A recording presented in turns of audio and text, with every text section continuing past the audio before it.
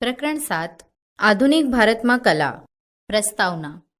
પ્રાચીન કાળથી ભારતીય કલા અને સંસ્કૃતિ વિશ્વભરમાં આગવું સ્થાન ધરાવે છે. કલા એ માનવીની અભિવ્યક્તિનું માધ્યમ છે. તેના દ્વારા માનવચિત્ત અને સમાજનું દર્શન થાય છે. કલાશાસ્ત્રીઓ કલાને 2 ભાગમાં વહેંચે છે. નંબર 1 દ્રશ્ય કલા. નંબર 2 પ્રદર્શિત કલા. દ્રશ્ય કલામાં ચિત્ર, શિલ્પ અને હસ્તકલાનો સમાવેશ થાય છે, જ્યારે પ્રદર્શિત કલામાં સંગીત, નૃત્ય, વાદ્ય અને નાટ્યકલાનો સમાવેશ થાય છે. કલા એ સંસ્કૃતિને ઉજાગર કરતું માધ્યમ છે. ભારતીય કલા વૈશ્વિકતા, વિવિધતામાં એકતા, ધર્મનિરપેક્ષતાના તત્વો સાથે સુયોજિત છે. ચિત્રકલા. પ્રારંભથી જ પ્રકૃતિ અને ધર્મ ચિત્રકલાના કેન્દ્ર તરીકે રહ્યા છે. શરૂઆતમાં ધર્મગ્રંથોમાં આવતા પ્રસંગો, દેવી દેવતાઓ અને પશુ પક્ષીઓ મુખ્ય વિષય તરીકે રહ્યા, પરંતુ ત્યારબાદ વ્યક્તિ અને સામાજિક રીત રિવાજોને પણ ચિત્રોમાં સ્થાન મળ્યું. તક્ષશિલા અને નાલંદા જેવા વિશ્વવિદ્યાલયોમાં કલા શિક્ષણ આપવામાં આવતું હતું. અંગ્રેજી શાસનમાં ભારતીય કલા તથા સંસ્કૃતિ વિસરાઈ ગઈ હતી. ગુજરાતમાં કલા શિક્ષણ માટે કોઈ ખાસ સંસ્થા ન હતી. કચ્છના મહારાવ પ્રાગમલજીએ ભુજમાં ઈસવીસન 1877-78માં એક કલાશાળા શરૂ કરી હતી. વડોદરામાં મહારાજા સયાજી રાવે સ્થાપેલું કલાભવન કલાનું શિક્ષણ આપતું હતું, પરંતુ તેનો અભિગમ કલા ઉદ્યોગના શિક્ષણ પરત્વે વધુ હતો. અમદાવાદમાં શેઠ ચિમનલાલ નગીનદાસ વિદ્યાલય એટલે કે શેઠ CN વિદ્યાલયમાં ઈસવીસન 1951માં શિક્ષકોની તાલીમ માટેનો અભ્યાસક્રમ શરૂ કરવા કલાશાળાની સ્થાપના થઈ. આ શાળાના પ્રથમ આચાર્ય બનવાનું બહુમાન રસિકલાલ પરીખને ફાળે જાય છે. આ કલાશાળામાં DTC એટલે કે ડ્રોઈંગ ટીચર સર્ટિફિકેટનો અભ્યાસક્રમ શરૂ થયો. ઈસવીસન 1960માં તેનું મહાકલા વિદ્યાલયમાં રૂપાંતર થયું. ચિત્રકલાનો ઇતિહાસ. ભારતમાં ચિત્રકલાનો ઇતિહાસ પાષાણ યુગ જેટલો જૂનો છે. ઈસવીસન પૂર્વે 7000ના કાળના મધ્યપ્રદેશની ભીમબેટકાની ગુફાઓમાંથી ચિત્ર મળી આવ્યા છે. તે ભારતીય ચિત્રકલાનો પ્રથમ પુરાવો ગણાય છે. આ ચિત્રો ગુફાની દિવાલો પર કુદરતી રંગોથી તૈયાર થયા હતા. ઈસવીસન પૂર્વે 2000ની આસપાસના સમયના ચિત્રો મહારાષ્ટ્રના નરસિંહગઢની ગુફાઓમાં પણ મળી આવ્યા છે. મોટાભાગે ચિત્રના નમૂનાઓ ગુફાઓમાં, ભોજપત્રો, શિલાઓ, મંદિરો, મઠો પર જોવા મળે છે. બૌદ્ધ ગ્રંથમાં પણ આવા ચિત્રો મળી આવ્યા છે. ભારતીય ચિત્રકલાનો સર્વશ્રેષ્ઠ સમય ગુપ્તકાળને ગણાવી શકાય. અજંતા અને ઇલોરાની ગુફાઓના વિશ્વવિખ્યાત ચિત્રો ગુપ્તકાળ દરમિયાન નિર્માણ પામ્યા હતા. તેના કેન્દ્રમાં બૌદ્ધ જાતક કથાઓ વણાયેલી છે. બધા ચિત્રોમાંથી ગુફા નંબર 9 અને 10ના ચિત્રો ખૂબ જ વિખ્યાત થયા છે. પદ્મપાણી બુદ્ધનું ચિત્ર તેમાંનું એક છે. ભારતીય ચિત્રકલા ઉત્તર ભારતથી દક્ષિણ સુધી ફેલાયેલી હતી. કર્ણાટકમાં આવેલા બાદામીની ગુફા, તમિલનાડુમાં આવેલ કાંચીપુરમ તથા સિક્તાના વસલની ગુફાઓમાં આવા ઉત્કૃષ્ટ ચિત્રકલાના નમૂના પ્રાપ્ત થયા છે. બૃહદેશ્વરના મંદિરની દિવાલો પર ભારતના મહાકાવ્યોને ચિત્રો દ્વારા સુશોભિત કરવામાં આવ્યા છે. પૂર્વ મધ્યકાલીન રાજપૂત કાળમાં અને મુઘલ કાળમાં તેનો વિકાસ થયો. બાબર, હુમાયું, અકબર અને જહાંગીર જેવા મુઘલ રાજવીઓએ ચિત્રકલાને ખૂબ પ્રોત્સાહન આપ્યું હતું. જહાંગીરે ચિત્રશાળાની સ્થાપના કરી હતી. ભક્તિ આંદોલનને કારણે પણ ચિત્રકલાનો ખાસ્સો વિકાસ થયો હતો. વિભિન્ન ચિત્રશૈલીઓ એટલે કે ચિત્રકલાઓ. ભારતની ચિત્રશૈલી સમયની સાથે બદલાતી રહી છે. મોટેભાગે જુદા જુદા રાજવંશો એ શૈલીઓ સાથે જોડાયેલા છે. ભારતીય ચિત્રશૈલીને જે તે સમયે અને તેના પ્રાદેશિક સ્થાન પરથી ઓળખવામાં આવે છે. પાલ શૈલી.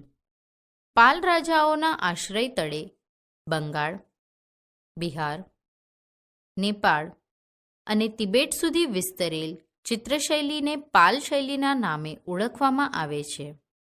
આ ચિત્રશૈલીનો મુખ્ય વિષય મહાયાન બૌદ્ધ સંપ્રદાય રહ્યો છે.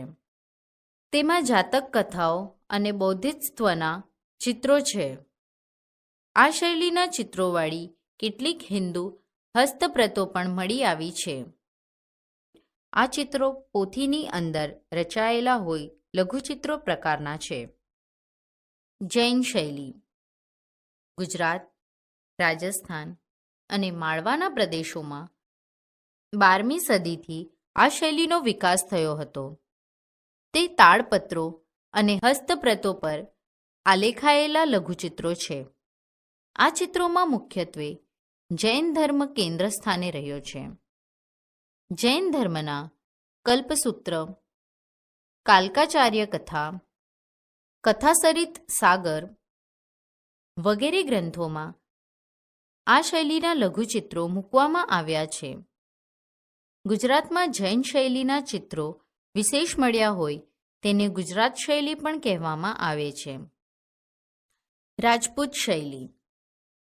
રાજસ્થાન અને મધ્યપ્રદેશમાં રાજપૂત રાજાઓના આશ્રય નીચે 10મી થી 16મી સદી દરમિયાન આ શૈલી પ્રચલિત થઈ હતી. તેમાં લઘુચિત્રો અને ભીંત ચિત્રોનો સમાવેશ થાય છે. રાજાઓ પરંપરાગત ચિત્રકારોને આશ્રય આપતા હોવાથી રાજપૂત રાજાઓનું જીવન, તેમના રીત રિવાજો અને પહેરવેશ, ઉત્સવો વગેરે રાજપૂત ચિત્રશૈલીના કેન્દ્રમાં રહ્યા છે. રાધાકૃષ્ણ, કૃષ્ણ ભક્તિ, રાસલીલા અને રાજસ્થાની લોકજીવન તેના કેન્દ્રમાં રહ્યા છે. રાજસ્થાનના બુંદી, કિશનગઢ, બીકાનેર અને જોધપુરમાં પણ આ શૈલીનો વિકાસ થયો હોવાથી તે રાજસ્થાન શૈલી તરીકે પણ ઓળખાય છે. મુઘલ શૈલી. ભારતમાં આવેલા મુઘલ સમ્રાટો ચિત્રકલા પ્રેમી હતા.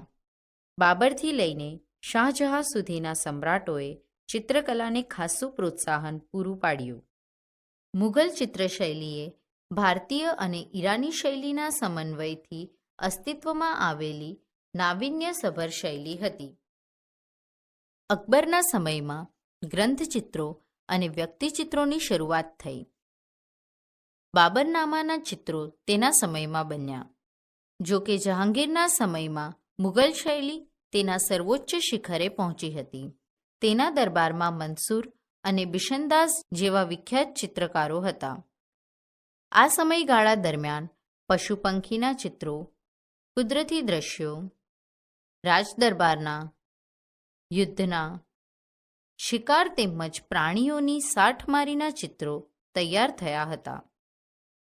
મુઘલ ચિત્રકલાએ દરબારી કલા હતી, તેથી તેના કેન્દ્રમાં શાહી ઠાઠ જોવા મળે છે. કાંગડા શૈલી. કાંગડા શૈલી પણ ભારતીય ચિત્રશૈલીનું એક આગવું પાસું છે. હિમાલયના પહાડી પ્રદેશોમાં રાજસ્થાન અને મુઘલ ચિત્રકારોએ મળીને આ શૈલી વિકસાવી હતી. કાંગડા, કુલુ, ગઢવાલ, ચંબા અને મંડી તેના મુખ્ય કેન્દ્રો હતા. મોલારામ આ શૈલીના મહાન ચિત્રકાર હતા. આ શૈલીના મુખ્ય વિષયમાં ભગવાન શ્રી કૃષ્ણ અને કૃષ્ણ ભક્તિ ઉપરાંત હિમાલયનું સૌંદર્ય પણ જોવા મળે છે. અન્ય શૈલીઓ. અગાઉ વર્ણવેલી ચિત્રશૈલીઓ ઉપરાંત ભારતમાં બિહારની મિથિલા ચિત્રશૈલી એટલે કે મધુબની ચિત્રકલા, આંધ્રપ્રદેશની કલમકારી ચિત્રકલા, ઓરિસ્સાની પટ્ટચિત્ર શૈલી, રાજસ્થાનની ફાડ ચિત્રશૈલી, સંથાલ જનજાતિની ગોંડ ચિત્રકલા, મહારાષ્ટ્રની જનજાતિઓની વારલી ચિત્રકલા, ગુજરાતની પિઠોરા ચિત્રકલા અને બંગાળની કાલીઘાટ ચિત્રકલાનો સમાવેશ થાય છે. નોંધપાત્ર ચિત્રકારો. ભારતમાં નામાંકિત ચિત્રકારોમાં રાજા રવિવર્મા, રવિન્દ્રનાથ ટાગોર વગેરેનો સમાવેશ થાય છે. ગુજરાતના નામાંકિત ચિત્રકારોમાં કલાગુરુ શ્રી રવિશંકર મ. રાવળ, રમેશભાઈ પંડ્યાનું નામ મુખ્ય ગણાવી શકાય. આ બધા ચિત્રકારો ઉપરાંત અન્ય ઘણા નામી અનામી ચિત્રકારોએ ચિત્રકલા ક્ષેત્રે પોતાના પ્રદાન દ્વારા ભારતની ખ્યાતિમાં વધારો કર્યો છે. કલાગુરુ રવિશંકર રાવળ. રવિશંકર રાવળે મુંબઈમાં કલા શિક્ષણ મેળવી અમદાવાદને પોતાની કર્મભૂમિ બનાવી ગુજરાતને ચિત્રકલાની દિશા ચીંધી. બોમ્બે આર્ટ સોસાયટીના વાર્ષિક કલા પ્રદર્શનમાં એમણે એમનું ચિત્ર બિલ્વમંગળ રજૂ કર્યું. આ સોસાયટીના પ્રદર્શનમાં ચિત્ર રજૂ કરનાર તેઓ પ્રથમ ગુજરાતી કલાકાર હતા. તેમના ચિત્રને સુવર્ણ પદક મળેલ. આ ચિત્ર રાજપૂત શૈલીની ઢબે સપાટ રંગોમાં કરેલ હતું. ઈસવીસન 1924માં રવિશંકર રાવળે કુમાર નામના માસિકનો પ્રારંભ કર્યો. કુમારથી લોકોને ચિત્રો અને કલાકારોનો પરિચય થયો. તેમણે ગુજરાતમાં કલા સંસ્કાર રેડ્યા અને કલા પ્રત્યે રસવૃત્તિ અને જાગૃતિ કેળવી પોતાને ત્યાં ગુજરાત કલા સંઘની સ્થાપના કરી યુવા પેઢીને નિઃશુલ્ક ચિત્ર તાલીમ આપી. 12મી માર્ચ 1922ના રોજ અમદાવાદની કોર્ટ એટલે કે હાલમાં શાહીબાગમાં આવેલું સર્કિટ હાઉસમાં ગાંધીજી અને શંકરલાલ બેંકર ઉપર રાજદ્રોહના આરોપનો મુકદ્દમો ચાલેલ. તે ઐતિહાસિક ઘટનાને નજરે જઈ રવિશંકર રાવળે આ પ્રસંગનું ચિત્ર આલેખન કરેલ. રાજા રવિવર્મા ઈસવીસન 1848 ઈસવીસન 1906. કેરળ રાજ્યના કિલીમન્નુર ગામમાં જન્મેલ રવિવર્મા રાજવી કુટુંબના સભ્ય હોવાથી રાજા રવિવર્મા તરીકે ઓળખાયા. તેમના સમયમાં કલાના ક્ષેત્રમાં પાશ્ચાત્ય કલાની વ્યાપક અસર જોવા મળતી.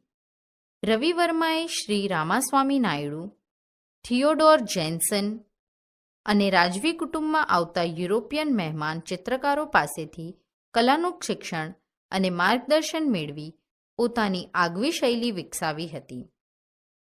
તેમના ચિત્રો વાસ્તવદર્શી છે. વ્યક્તિચિત્રો તૈયાર કરવામાં તેમની સિદ્ધિ અનન્ય હતી. તેમના ચિત્રોમાં ભાવને બદલે ટેકનિકનું પ્રાધાન્ય વધુ હતું.